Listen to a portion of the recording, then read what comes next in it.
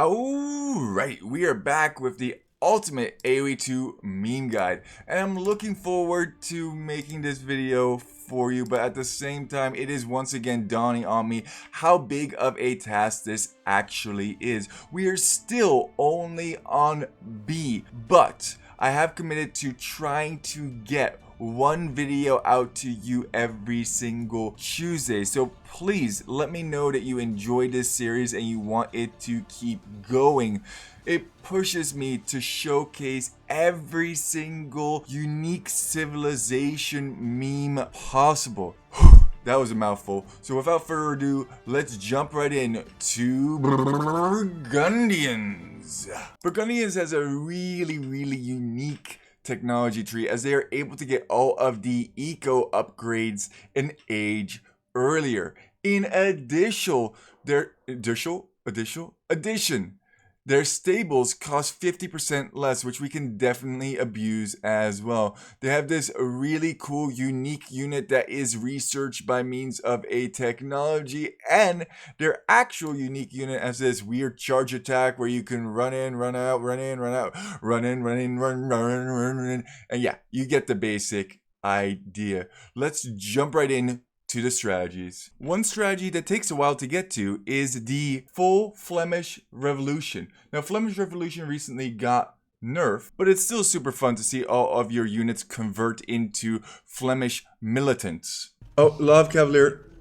I'm gonna pop that junk. That was some actual gameplay footage, and that's exactly how it feels like. You're popping that junk. Gonna pop that junk, and you have all your Flemish militants running forward, destroying absolutely everything within their way. Just make sure that you don't forget all of your infantry upgrades like I did here. That definitely makes them significantly stronger. Another pro tip for this strategy is that you should have some additional food back in the bank so that you can repopulate your town with villagers. After this, you can actually make Flemish militia from each of your town centers, which you've already set up because you've been booming so hard.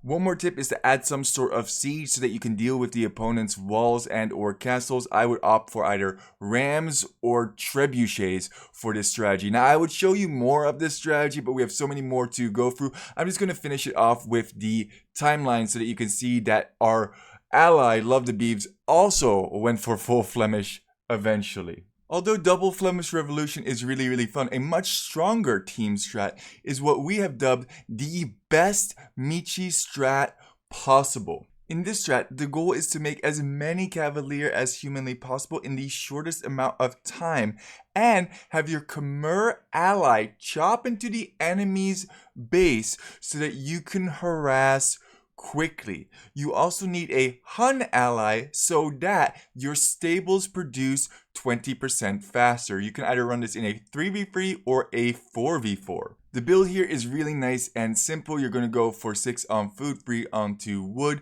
rest onto food. Make sure that you're pushing in your deer and taking all of your hunt. Click up, build a barracks, and make sure that you have enough wood for a market as well as a stables. You're going to want to walk 2 villagers towards your Khmer ally to construct that stables. This way your army will have significantly less running time later on. Once we get up to castle, we can sell 200 stone or royally mess up and make a blacksmith instead. Regardless, you should be able to make it up with a little help from your friends. Gonna try with a little help from my friends. Gonna have a little help from my friends. I don't know why the Beatles didn't allow me in their band, but I do know that you need to get all of your knight upgrades as well as click Cavalier as soon as you get to next age. Remember, you get 50% discount on that, and then pump out as many Cavalier as possible as your Khmer ally chops into the enemy base. Once you're in, it's basically just a steamroll. Take out one player after the other. Don't be afraid to engage against your enemy's army, even if they have pikes or camels. They'll have significantly less numbers than you do. And that's about all she wrote. On to some 1v1 meme strats with Burgundians. This is the Wheelbarrow Rush. Yes, you heard it correct. It's the Wheelbarrow Rush. Why am I sighing about this one? Because General Apathy thought of this one. It's basically a worser version of the Berber Villager Rush. You make 7 or 8 villagers, you run them forward, you get Wheelbarrow, then you make more villagers to keep producing villagers, and it's just slower. The whole idea is that you are able to outrun your opponent's villagers, but yeah, it's just worse than the Berber Villager Rush. Yeah, I don't know. And TC drops and yada, yada, yada, blah, blah, blah, blah. The whole 9 yards. One advantage that you do have on the Berber Villager Rush, though, is that while you have more carrying capacity when your villagers with Wheelbarrow, you can also pick up double bid axe in Dark Age, which can really help you win TC fights. A much more powerful 1v1 strat, in my opinion, is a all-in Cavalier Rush on semi-closed maps such as Hideout. I know, it's a 2v2, but trust me, we're basically just running this as a 1v1. You know how hard it is to find all of the videos to make this video and all the oh my goodness, logistical nightmare. So please, if you do like this kind of content, find it in your heart of hearts to drop a sub or a like. It really helps me out and pushes me to continue this series. But seriously, what is the build order for this strat? We want the build order. Now, it's not a perfect build order, but you start off with about 8 or 9 onto food, then you go 4 onto wood, then you go a whole bunch of additional onto food till you have about 15 onto food, then you go 4 more onto wood. I actually opt for 1 more additional onto wood because I noticed that I'm often out of wood in this build. Finishing off with 2 onto gold. So you should have about 9 on wood, 15 on food, 2 on gold, 27 pop, click up. Make sure that you make a barracks on the way up. The villagers underneath the TC can slowly go onto farms, but make sure that you have enough for your castle age buildings. It really doesn't matter what you go for because we're going to get all free. Blacksmith, stables, and market. I think the market is worth it in this build because you're simply going to sell your 200 stone for a whole bunch of gold, covering the cost of the market already. Make additional farms, make sure that you're making an additional stable as well. Pump out as many cavalier as you can, as well as getting the defense upgrade so that you can hang out underneath enemies' TCs. At this point, you don't need to continue villager production. You can actually get the gold upgrade as well because all villagers that run out of farms that we can't reseed are going to go onto gold. Also, make sure that you have enough houses to keep up with your cavalier production. I think it's wise not to show your hand too early. Make sure that you have both of the armor upgrades as well as the speed upgrade before running out and killing your opponent. With this build, you should be able to get 15 to 20 fully upgraded cavalier by about the 20-25 minute mark. This strategy will absolutely dominate any opponent that goes for a greedy boom. If you want something significantly more memey but not as strong, I recommend the 25 Paladin in 25 minutes. 86, 84. Wait a second. We didn't actually make it? We're 6% off? After all that, we're 6% off.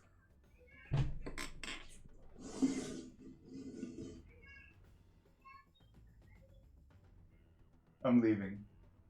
I'm never coming back to this challenge again. This challenge is stupid. It's dumb. It's impractical. You should pick up husbandry because that's going to help you much more. You should pick up frickin' armor upgrades because that's going to help you much more. You should mix in light cap to snipe monks. You should play meta and play better. No, it's fine. And don't worry about it. If your point... Wait for it. If your free second's over, in my opinion, it's still good enough. As you can see from the previous clip in which I tried this challenge to make 25 Paladin in 25 minutes, it's not really super practical. It's very difficult to achieve. In addition, you're missing things such as husbandry, armor upgrades, attack upgrades. So it's great you got 25 Paladin in 25 minutes, which is going to bring a huge scare factor to the table, but it's not actually very useful. In addition, no opponent in a 1v1 is just going to let you get to 25 Paladin in 25 minutes uncontested, especially at higher ELO. So you're going to have to do some full walls. You're not really going to get 25 Paladin in 25 minutes. So it's fine. Don't worry about it. Just keep your ultimate goal in mind. If you want an exact build order for this, I do have the build order in one of the videos. I will definitely not link in the description because it says Missionaries. And we need to move on to the next civilization, Burmese. Burmese look like they have a lot of memeing potential, but in reality, their memeing potential is quite limited. They do get +1 attack per age for all of their infantry, but infantry is absolutely trash in this game. They also get all of the relics exposed, so you would think that you could do some sort of a relic heist, but honestly, you need to get up as fast as possible to get those relics, and scouts can do the same thing as scouting out relics instead of just giving you the position for free. But there are some memes that people have come up with Burmese. Actually, one of the things that a lot of people a couple of years ago used to run is the double Arambai castle play. It used to be even stronger than it is today, although I would argue it's still pretty spicy. The build is a little bit strange though. You start with 6 onto food underneath your TC, pushing in those deer as quickly as possible. Then you're going to go for 4 onto berries. This is to limit the inefficiency that the berries cause. We then send new villagers to straggler trees, as well as constructing additional houses just so that we don't forget later on. Luring our first boar and constructing a lumber camp on which we put 6 onto wood. Grabbing our second boar and putting additionals onto food until we have 13 on food. After this, we're going to go for a total of 6 onto stone. Make sure that you get your scout into your opponent's base and just be really annoying with it. I'm joking, of course. 2 onto gold for our 28 pop click up. If you lose your scout, it's going to be a 27 pop click up. At this point, you can drop some additional farms, but make sure that you have a total of 325 for a market plus a blacksmith. In terms of wood, the 2 new villagers that you're going to create are going to go to stone. When your food runs out, send 2 more onto stone for a total of 10 on stone. Rest can go to wood or gold, as we'll need a total of 16 on wood and 16 on gold to keep Arambai production up. Do the same for the berries that have run out. Think about where you want to place your 2 castles. 5 villagers on each castle to construct them. You might want to try and get a total of 6 farms up at this point. That way you can keep villager production going as well as Arambai production. In order to get the most out of your Arambai, make sure that you're picking up the archer armor and nothing else.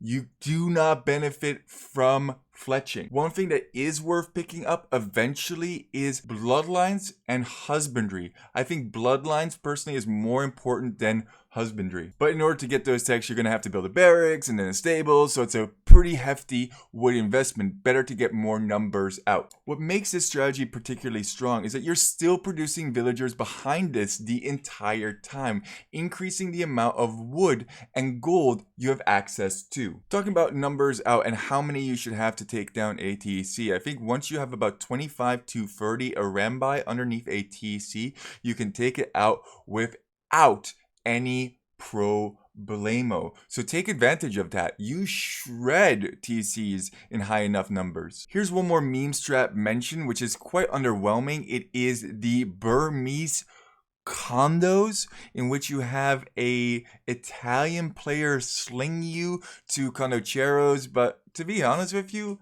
I didn't even have a video on this because it's so bad. You don't really care about the additional 1 attack for infantry per age. You'd much rather have Celts, which have additional speed, or Japanese, which have additional attack rate, or Vikings, who have additional HP. But the best is probably just getting more bang for your buck. That's why we have the Goth condo strategy as the best condo strategy. But since Burmese didn't have very many strategies, I figured I would add this one to the list. If you have a good Burmese strategy that I did not name here, please let me know in the comments below, and I'll make sure to add it once I've covered all civilization. Bonus clip. Okay, fine, let's watch it. Oh my god, he did actually lose 2 vills. Oh my god. Oh my god. You lured it with the scout too, you dipsticker.